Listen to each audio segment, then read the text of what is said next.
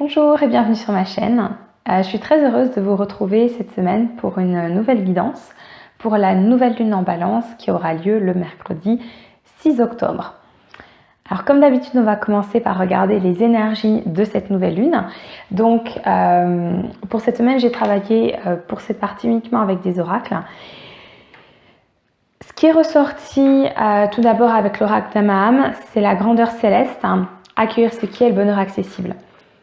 J'ai eu ici avec ces deux premières cartes une vraie impression de connexion au sacré, au divin, vous le nommez à nouveau comme vous le souhaitez, mais d'un accès à une forme de connaissance plus spirituelle liée à l'âme. Je vais vous lire la carte de la grandeur céleste dans un instant, qui permet de mieux accueillir tout ce qu'on peut vivre, tout ce à quoi on peut être confronté dans la réalité, et du coup à se reconnecter à un bonheur, alors ici qui est noté comme accessible, et je le nommerai même bonheur terrestre.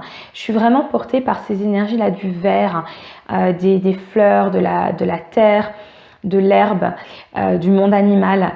Donc c'est comme si on passait d'un temps d'introspection qu'on va retrouver dans les cartes suivantes, d'un temps d'introspection, de connexion à son âme, au spirituel, avant de replonger, de revenir un peu les pieds sur terre et peut-être de se rendre compte en fait que oui, le bonheur, on peut y avoir accès sur terre. Ensuite, j'ai été voir avec un autre oracle dont j'ai plus le nom, je vais vous le retrouver, c'est l'oracle de lumière, voilà, où on a la connaissance de soi, le masculin sacré et l'équilibre. Ici, ces deux cartes me font vraiment penser.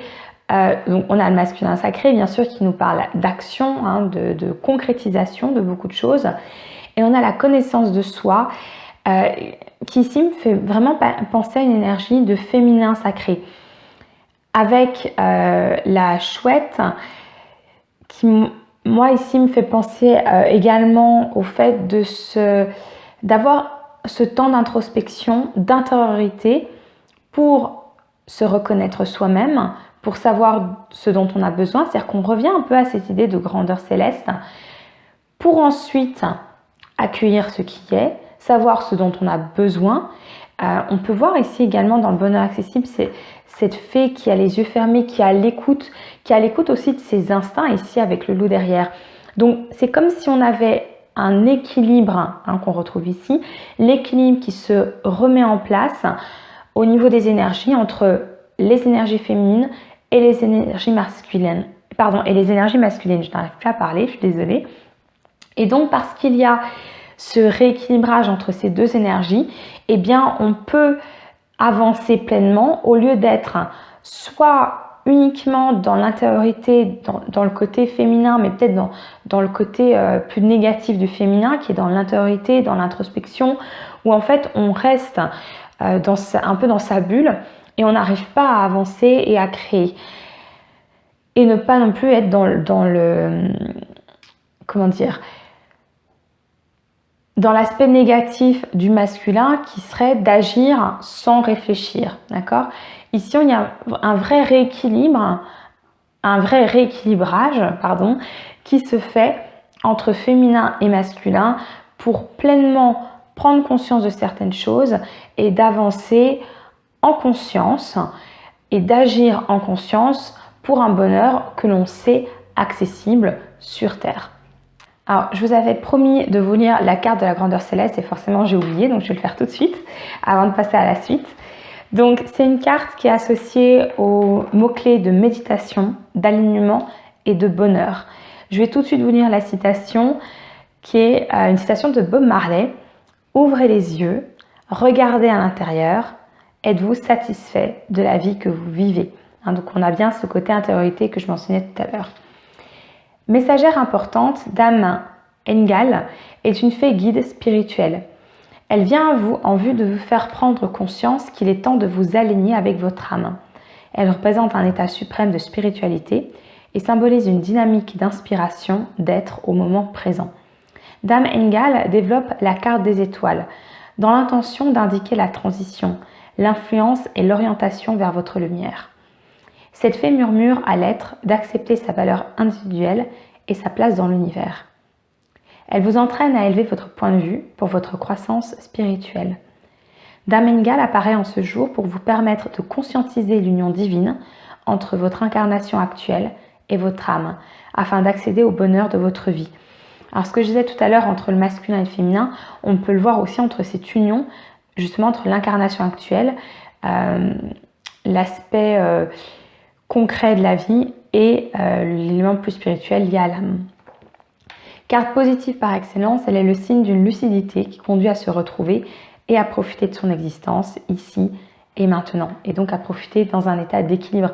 D'ailleurs, je n'avais pas fait attention, mais elle a le 4, elle a le numéro 4 sur ce bijou qu'elle a au niveau du front. Le 4 qui marque la stabilité. Alors du coup, on va regarder avec le tarot ce à quoi on peut s'attendre concrètement dans la matière pour cette nouvelle lune.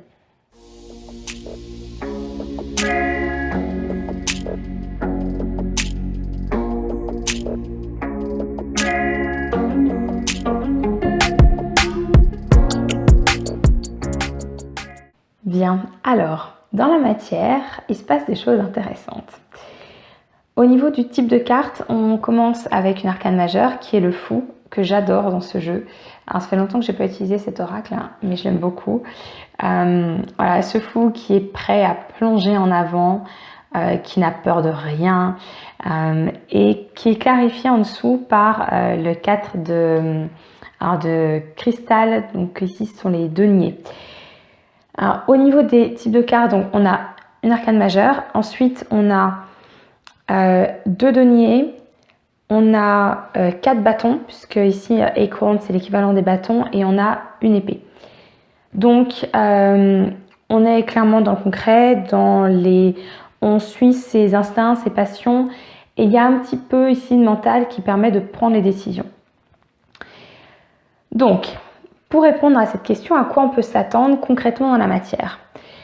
Eh bien, je pense que déjà, pour certaines personnes, il y aura cette envie d'avancer, de peut-être se lancer dans de nouveaux projets parce que on est peut-être resté longtemps sans rien faire. Le 4 de...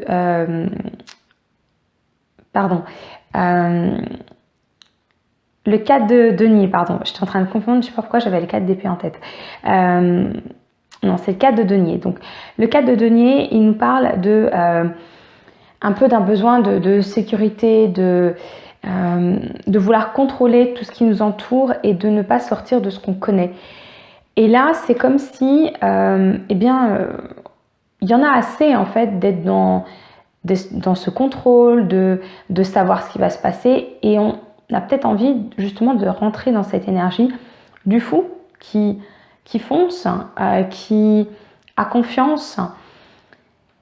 Et peut-être que ça vient de justement cette énergie qu'on a eu tout à l'heure de accueillir ce qui est pour pouvoir avancer pleinement. C'est-à-dire que quand on a accueilli ce qui est, quand on accueille pleinement la vie et ce qu'elle a à nous offrir, on n'a plus peur de cette vie et de ce qu'elle peut nous mettre en travers de notre chemin. Et donc, il y a peut-être moins cette idée de contrôle à devoir garder sur tout.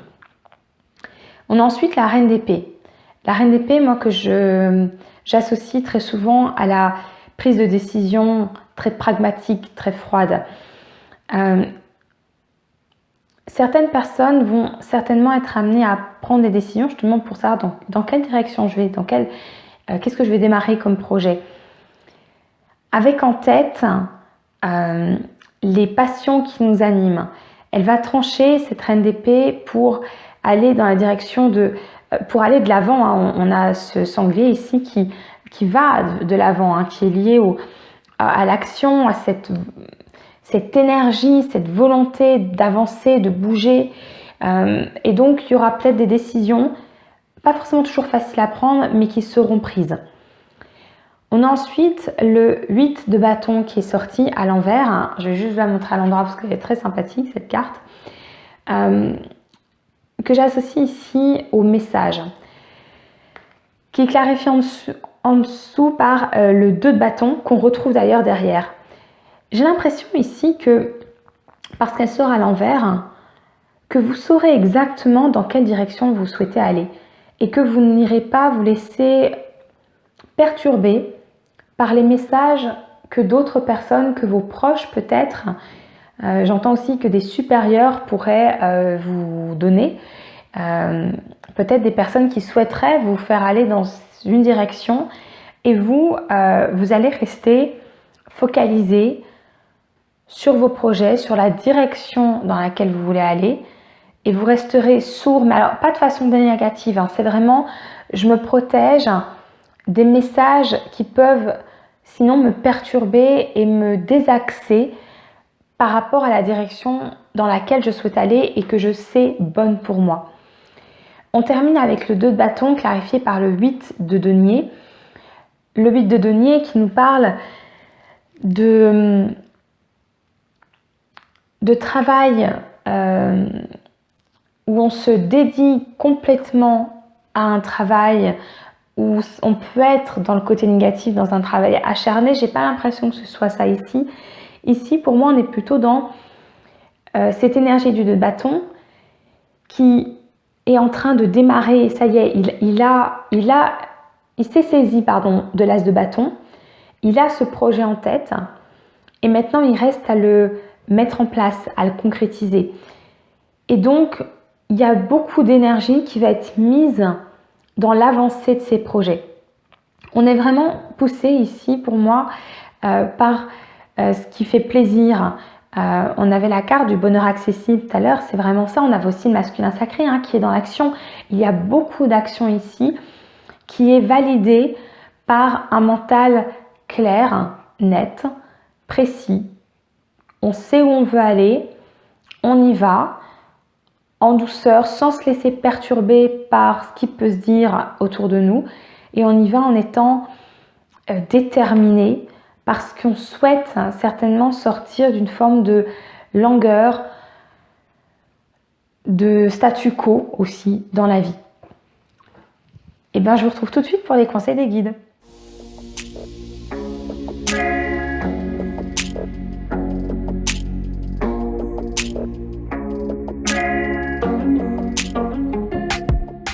Bien, alors les conseils des guides, la première carte qui est sortie de cet oracle sur les animaux que j'adore parce que c'est le bélier et qu'en tant que bélier, forcément, je l'aime beaucoup.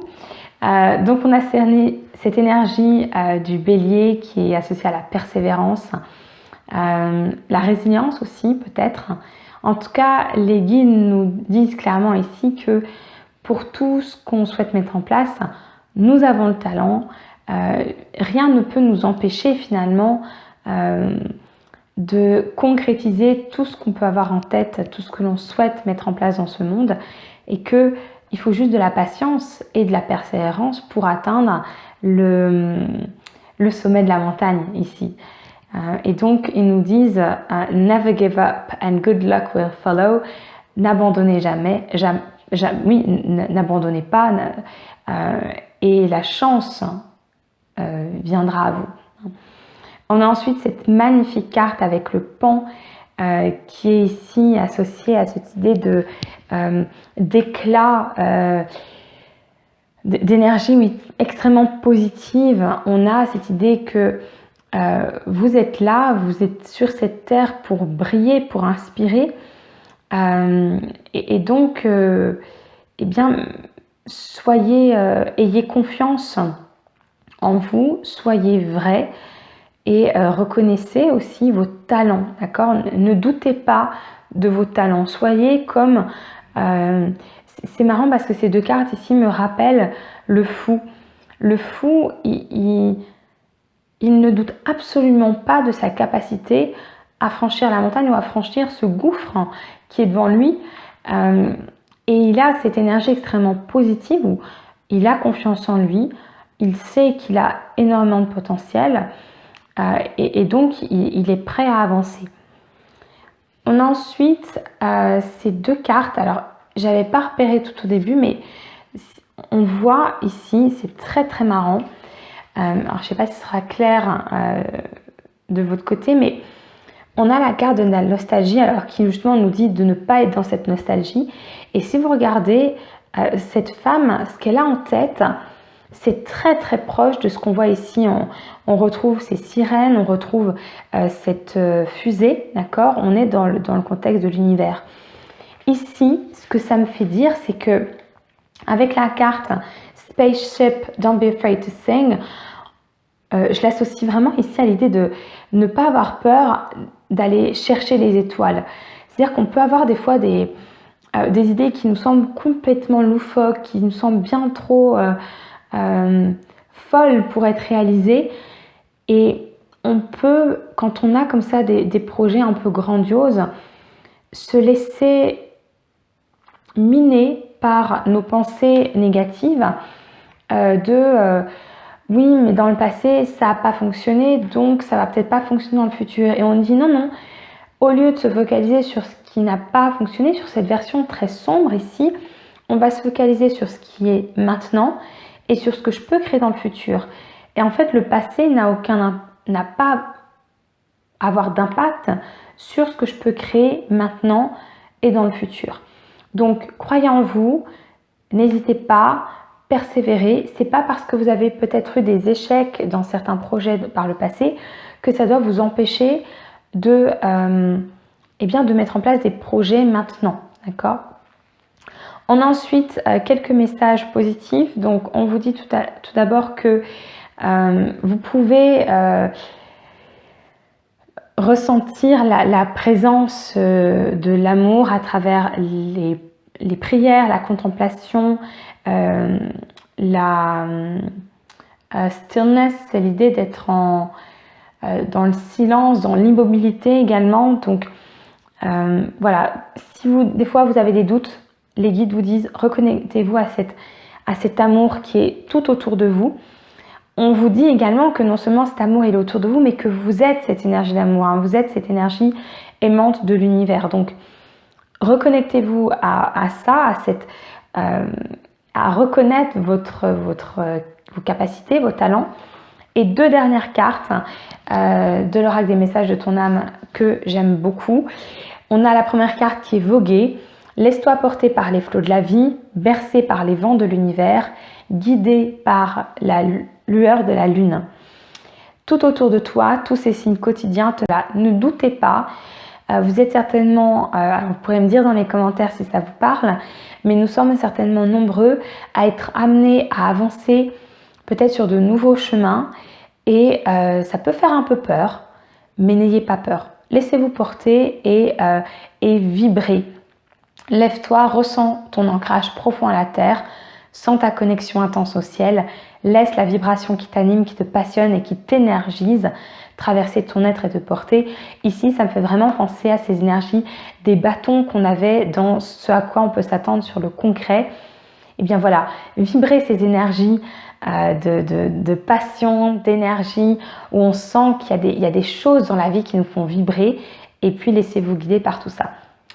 Voilà, je vous souhaite une très très belle semaine et je vous retrouve le week-end prochain pour une nouvelle vidéo et puis je vous souhaite une très belle nouvelle lune pour le 6 octobre. À bientôt!